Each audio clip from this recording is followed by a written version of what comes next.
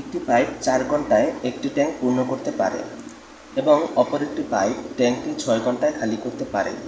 যদি প্রথম পাইপটি 2 ঘন্টা চলার পর দ্বিতীয় পাইপটি চালু করা হয়, তাহলে দুইটি পাইপ চালু অবস্থায় পুরো ট্যাঙ্কটি ভর্তি হতে মোট কত সময় লাগবে। তাহলে এখানে আমরা বের করব, প্রথম পাইপ দ্বারা 1 ঘন্টায় পূর্ণ হয় হচ্ছে 4/1 আর প্রথম পাইপ দ্বারা 2 ঘন্টায় পূর্ণ হবে, 2 দ্বারা গুণ হলে 2 দুগুণে 4, 1/2। তার মানে 2 ঘন্টায় পূর্ণ হয় 1/2। তাহলে অবশিষ্ট থাকে, সম্পূর্ণ অংশ আমরা 1 ধরি, তাহলে 1 থেকে এটা বাদ দিলে অবশিষ্ট থাকে 1/2। মানে প্রথম নল দ্বারা 2 ঘন্টা অর্ধেক পানি ভরে যায়, আর বাকি অর্ধেক ট্যাঙ্ক ভরা হয় দ্বিতীয় পাইপ দ্বারা। তাহলে আমরা লিখতে পারি যে দ্বিতীয় পাইপ দ্বারা 1 ঘন্টায় খালি হয় 1/6। তাহলে এই দুইটি পাইপ যদি একসাথে চালু করা হয়,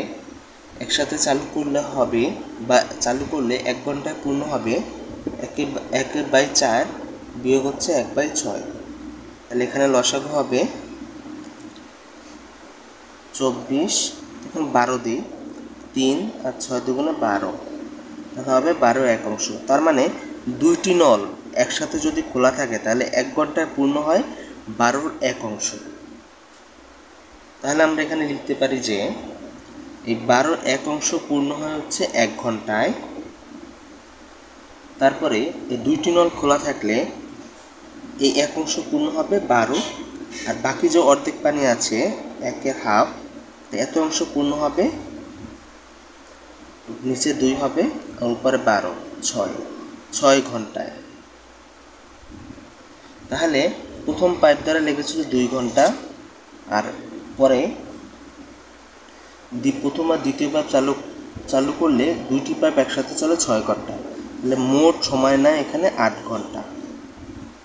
তা 8 ঘন্টায় ট্যাঙ্কটি ভর্তি হতে সময় লাগবে। এখানে 8 ঘন্টা হচ্ছে এখানে এই প্রশ্নের উত্তর।